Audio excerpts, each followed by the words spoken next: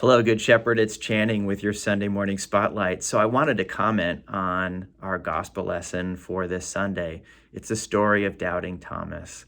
And I've always kind of taken exception for that term doubting before Thomas. Thomas was in grief. He just lost his friend and Savior, Jesus. And he just simply said, I need to see it for myself in order for me to believe. But we've maligned him with this term doubting. Kind of reminds me of Bill Buckner, who kind of blew a World Series game for the Red Sox when a ordinary ground ball went right through his legs. But Bill Buckner had a distinguished career. He's part of the reasons why the Red Sox went. And now we don't remember Thomas for bringing Christianity to India. We remember Thomas for this moment, and we call it doubting. And I think it tells us that doubts are wrong and they don't belong in faith, and we should feel guilty when we doubt. And nothing could be farther from the truth. Doubts are an integral part of our growth in our faith life. It's an opportunity when we ask honest, no holds barred questions that have been on our hearts. And we ask it in a way in which we're not having to apologize for our doubts or take responsibility for Christianity having to be the perfect answer to everything. When we ask those hard questions, we grow in our understanding and we find God in new ways. So I encourage you to explore your doubts. I'm reminded of a story of a professor at Virginia Theological Seminary. He was a great professor, shaped the lives of many of our distinguished priests in the Episcopal Church. And he struggled with doubt, with his faith, after his wife passed away. Yet, even though he was in this crisis of faith, no longer could he sort of find God in the same way, and he had doubts about all of his belief system as a result of the way in which his life really was shattered.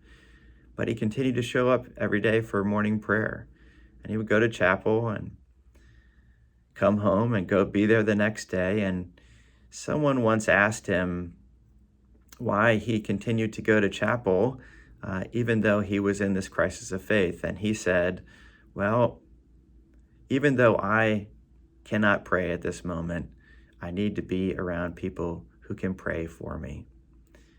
When we are in worship together, it is our collective prayer that we give to God, that we offer to God. And so he was very much a part of the faith life of the community, and everyone's prayers really included his own and his own doubts as well.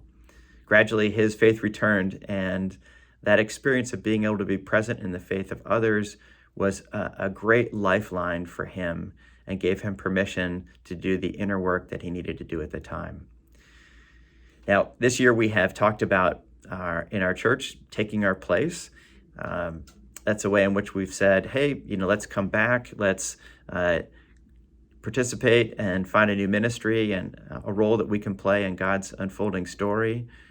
But I think it's also about engaging our faith at a very deep level and engaging our doubts at a deep level, taking our place, taking responsibility for the questions that we have for the life of our faith. So I want to encourage you as you just wrap up this program year with that theme, to consider taking our place also means to take and engage our faith in a way that includes the doubts, the questions that we have, and to continue to explore them, knowing that they lead to a fuller understanding and a fuller life with God.